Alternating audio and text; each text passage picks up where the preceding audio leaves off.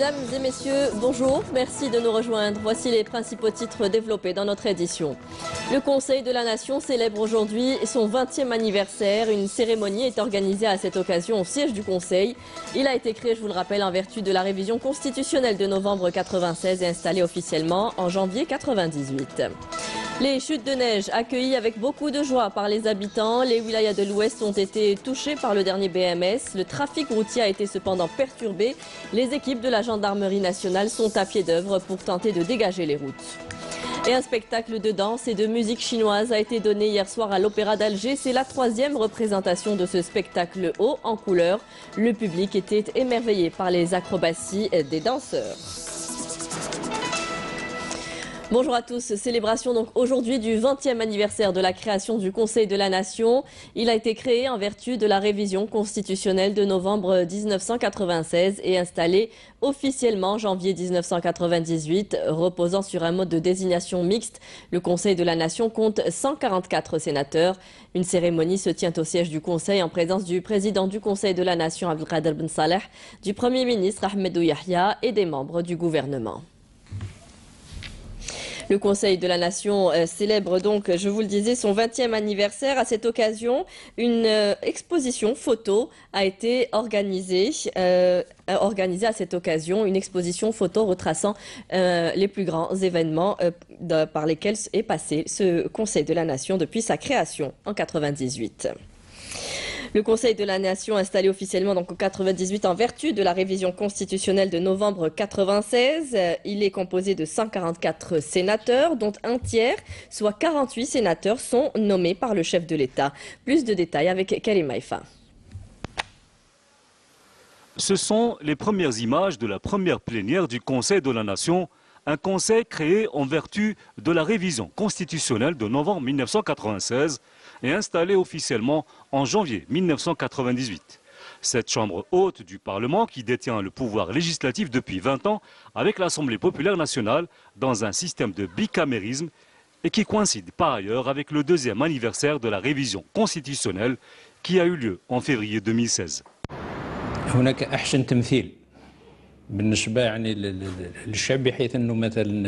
Il y a une meilleure représentation. En fait, cette 2e chambre du Parlement, qui est le Conseil de la Nation, représente les collectivités locales, alors que l'Assemblée populaire nationale représente le peuple souverain.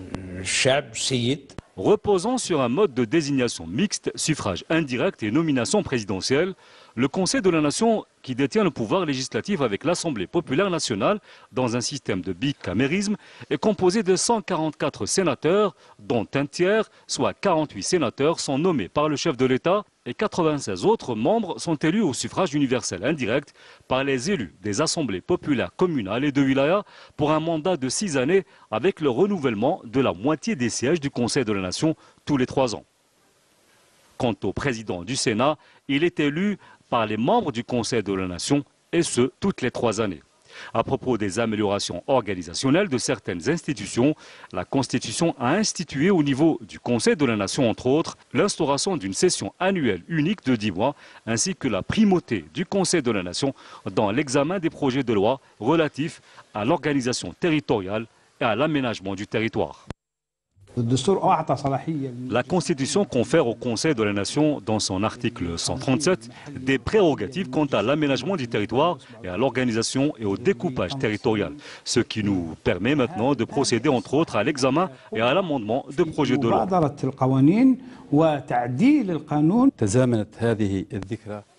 Cet anniversaire coïncide avec le 2e anniversaire de la révision constitutionnelle qui a eu lieu en février 2016. Il convient de rappeler qu'en plus des missions multiples qui leur sont assignées, les sénateurs contribuent efficacement à la promotion du concept de la diplomatie parlementaire, en adaptation parfaite avec la diplomatie officielle. À titre illustratif, le Conseil de la Nation participe périodiquement à des conférences internationales, tout en organisant des journées d'études et de réflexion sur différents thèmes d'actualité nationale et internationale, des événements via lesquels autant les parlementaires que le grand public sont éclairés et mieux sensibilisés. Et sachez que le Premier ministre Ahmed Yahya se rendra demain à Sariyat Sidi Youssef en Tunisie pour co-présider avec son homologue les cérémonies commémoratives du 60e anniversaire du bombardement colonial de la localité de Sariyat Sidi Youssef le 8 février 1958. À cette occasion, le Premier ministre sera accompagné des ministres chargés des Affaires étrangères, de l'Intérieur, des Moudjahidines, ainsi que du secrétaire général de l'Organisation nationale des Moudjahidines, l'ONM. Activité parlementaire, poursuite des débats en séance plénière ce matin à l'Assemblée populaire nationale du projet de loi sur le commerce électronique et il est attendu également les réponses de la ministre des Postes et des Télécommunications. Les dernières chutes de neige qui sont tombées plus sur l'ouest du pays a créé de nombreux désagréments et comme la perturbation du trafic routier, même si le BMS a pris fin, les perturbations météorologiques devraient toucher d'autres villes du pays, l'est et le centre. Naïma Haouch. Coup de blanc sur l'ouest du pays. Des chutes de neige dépassant les 900 mètres d'altitude ont été enregistrées. Saïda, Tiaret, N'Amal, Bayed, le sud de Tlemcen et de Sidi Bel Abbas, ainsi que le nord de l'Rouat, toutes ces régions ont vêtu leur manteau blanc. Toutefois, ces chutes de neige ont occasionné quelques difficultés. Le trafic routier a été perturbé. Nous avons enregistré 98 interventions depuis le 4 février. La plupart de nos interventions sont dues à ce grand froid, mais aussi au verglas. C'est pour cette raison que je demande aux automobilistes d'être vigilants. J'ai remarqué que les automobilistes faisaient beaucoup de vitesse. Je leur demande de rouler moins vite. Les chauffeurs de bus font beaucoup de vitesse alors que ça glisse et ils transportent des familles. Et il y a le verglas et on ne va pas bien en plus. Donc il faut réfléchir. Les services de la wilaya de N'Ama sont sur le qui-vive pour parer à la situation. À Tlemcen, c'est le même paysage blanc qui prédomine. Sur les hauteurs de Bni Snous, Tirni et Sibdou, les fortes chutes de neige ont entraîné des désagréments comme les routes coupées. Cependant, la population n'est pas très contrariée. Au contraire, l'optimisme est de mise. On est bien là, il a plu, il a neigé, c'est une richesse que Dieu nous a donnée. Vous savez, c'est très bien, c'est bénéfique pour nous et pour le pays. Malgré cette joie, il n'est pas très évident pour la circulation. Les éléments de la gendarmerie nationale étaient sur le terrain pour venir en aide à la population. La route est dangereuse aujourd'hui. Il y a eu un accident entre deux camions. On remercie les éléments de la gendarmerie et de la protection civile de la commune de Tirni. Ils nous ont aidés dans le froid depuis le début, mais les gens doivent être prudents, surtout avec la neige.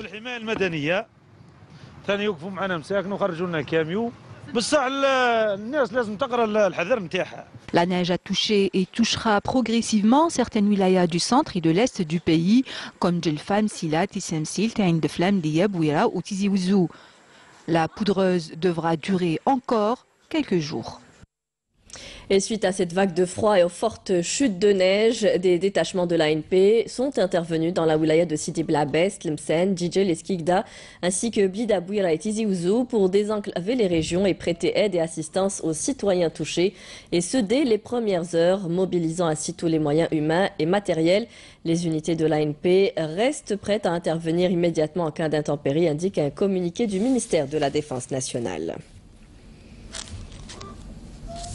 6 casemates pour terroristes contenant une paire de jumelles, une quantité de produits explosifs, des téléphones portables ainsi que d'autres effets ont été découverts et détruits, tandis qu'un élément de soutien au groupe terroriste a été arrêté mardi à Batna par un détachement de l'armée populaire, indique un communiqué du ministère de la Défense nationale. Dans le cadre de la lutte contre la contrebande et la criminalité organisée, un détachement combiné de l'ANP a appréhendé un narcotrafiquant et saisi 8 kilos de kiff traité à Tlemcen, 2e région militaire. Par ailleurs, un détachement de l'ANP a arrêté à Biskra, dans la 4e région militaire, 2 individus en possession de 26 000 unités de tabac, alors que des outils d'orpaillage ont été saisis à Ain Saleh, dans la 6e région militaire. Et toujours dans le cadre de la lutte contre antiterroristes et grâce aux efforts fournis par les unités de l'armée nationale populaire, un terroriste s'est rendu hier après-midi aux autorités militaires à Taman al-Assad, dans la 6e région militaire. Il s'agit du terroriste recherché KHK Ben Moussa, alias Abou Mohamed, qui a rallié les groupes terroriste en 2013. À cet effet, il a été procédé à la récupération d'un pistolet mitrailleur de type Kalachnikov et d'un chargeur chargé.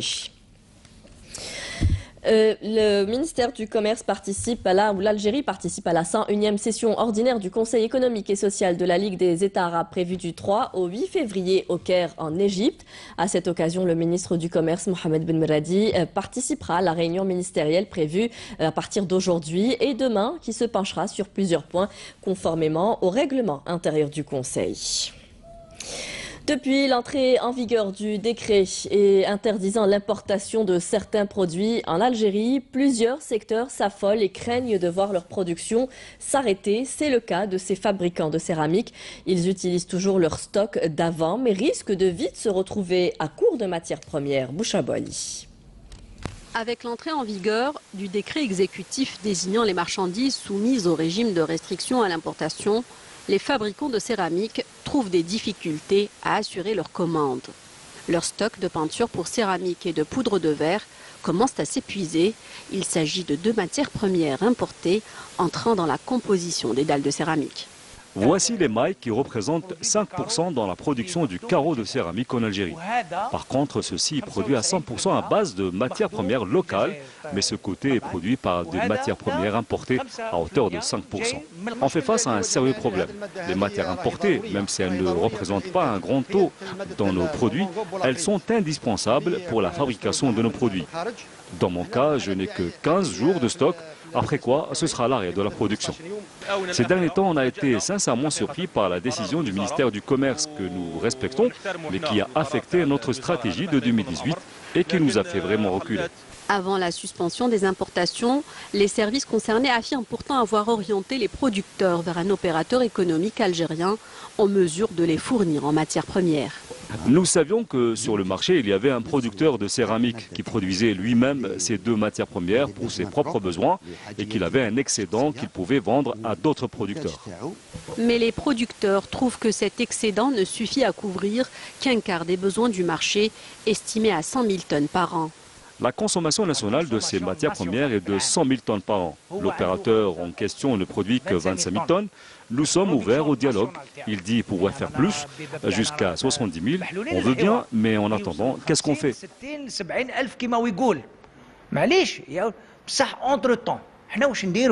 Nous pouvons subvenir actuellement à 65% des besoins du marché national. Et nous avons à peu près en ce moment 30 à 40% du marché national. Mais nous comptons avec les investissements qui arrivent, Inch'Allah, arriver à une couverture de 100%. Quand nous avons utilisé les matières premières produites en Algérie, notre produit fini en termes de qualité n'était pas identique à ce qu'on faisait. Je dirais même qu'il y a une grande différence au niveau de la brillance. Le fournisseur national se défend et affirme que ses produits sont de qualité. Nous n'avons rien à envier aux Espagnols. La qualité de nos produits, la qualité de notre process, la qualité de notre machinerie, elle est tout à fait similaire à ce qui se fait en Espagne, en Italie ou dans d'autres pays du monde. Le décret exécutif met par ailleurs en avant le caractère provisoire des restrictions à l'importation. On a pris une décision qui concerne tous les produits et pas seulement la céramique, à travers laquelle on peut revoir et étudier la possibilité d'importer à nouveau certaines matières premières indispensables à certaines filières. Si les investisseurs algériens ne mettent pas en doute l'objectif de ce décret censé protéger la production nationale, ils ne s'accordent pas tous sur le modus operandi et affirment avoir besoin de plus de temps pour se préparer et mettre en place des unités de production de matières premières.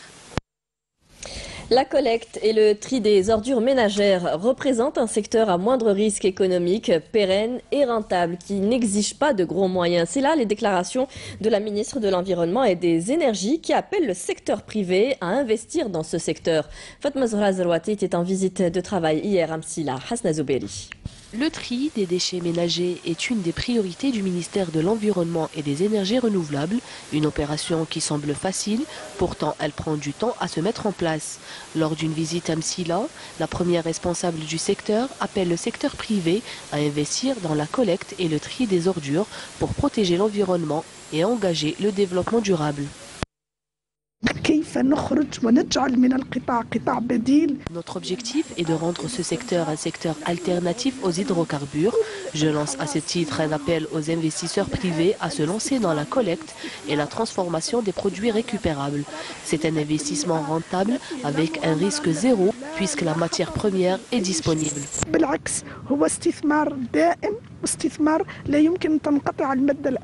La ministre s'est enquis à l'occasion des activités de tri et de récupération des produits plastiques, ferreux et en fer au niveau du centre d'enfouissement technique de la ville de Msilan. La dépouille du dernier survivant du groupe des 22, Ben Mousfa Ben Ouda Diammar, décédé lundi dernier, est attendue cet après-midi à Alger. Je rappelle qu'Ammar Ben Ouda, figure emblématique de la guerre de libération nationale, est décédé à l'âge de 93 ans dans un hôpital de Bruxelles. Une délégation de la Cour africaine des droits de l'homme et des peuples est actuellement en visite de travail en République arabe démocratique sahraoui. La délégation a prévu notamment de s'entretenir avec le président sahraoui et d'autres responsables du Front Polisario. Bouchra Boali. La visite de la délégation de la Cour africaine des droits de l'homme et des peuples en République arabe démocratique sahraoui est la première du genre. L'occasion pour ses membres d'exposer le rôle de cette cour lors d'une rencontre avec des juges et des responsables du ministère de la Justice sahraoui. Le rôle de la Cour africaine est un rôle de protection des droits de l'homme dans le continent africain et nous sommes ici pour faire connaître son rôle et coordonner notre action avec les responsables sahraouis dans ce domaine. Nous avons des entretiens avec des réfugiés sahraouis dans les camps et nous essayons d'étudier de près la question sahraoui. C'est une expérience enrichissante. Nous souffrons de l'occupation, nous sommes persécutés, nous avons donc besoin de la justice, notamment internationale, pour nous rétablir dans nos droits. Outre une rencontre avec les représentants de la société civile sahraoui, la délégation a animé un meeting à Al Ayoun en vue de sensibiliser sur le rôle de la Cour africaine. Je lance un appel au monde entier pour soutenir ce peuple et venir en aide aux prisonniers condamnés à perpétuité. Au cours de sa visite de 2 jours, la délégation de la Cour africaine visitera les institutions nationales sahraouies, dont le ministère des Affaires étrangères, le Conseil national, l'Union des juristes ainsi que l'Association des familles des prisonniers et disparus sahraouis. Le public algérois a eu droit hier à un spectacle de danse de la troupe chinoise de Guangxi, spectacle organisé dans le cadre célébrant le 60e anniversaire de l'établissement des relations diplomatiques entre l'Algérie et la Chine. Une série de mouvements acrobatiques et de gymnastique a ainsi émerveillé les spectateurs. Manel Boutouaba.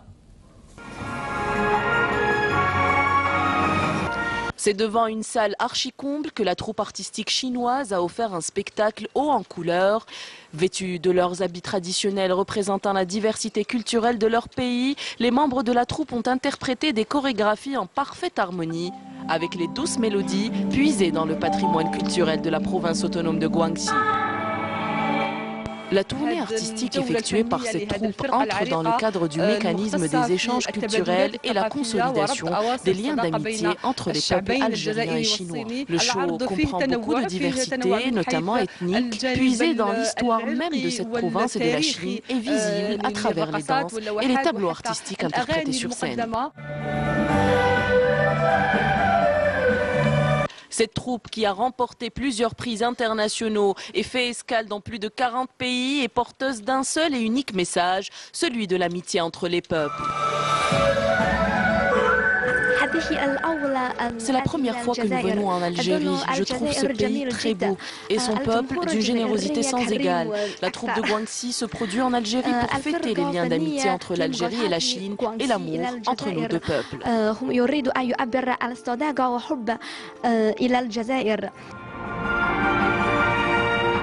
Des chanteurs et chanteuses ont interprété des chansons chinoises ainsi qu'une chanson emblématique du Sha'bi algérien, Chehlet l'Ayani, à travers laquelle les artistes voulaient exprimer au public son fort attachement aux relations entre la Chine et l'Algérie qui célébraient hier le 60e anniversaire de l'établissement de leurs relations diplomatiques.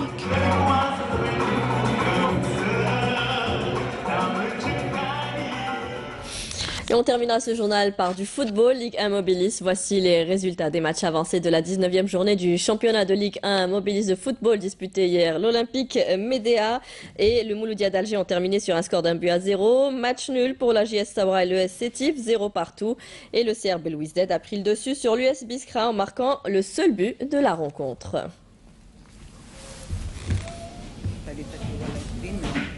ب23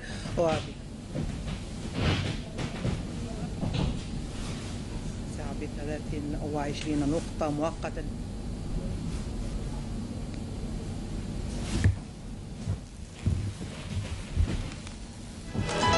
Et c'est la fin de ce journal. Merci à vous tous de nous avoir prêté attention. Vous pourrez suivre dans un instant le bulletin météo. Ce soir, retrouvez Zoheb Bendimeret pour le journal de 19h. Très bonne journée à tous. Au revoir.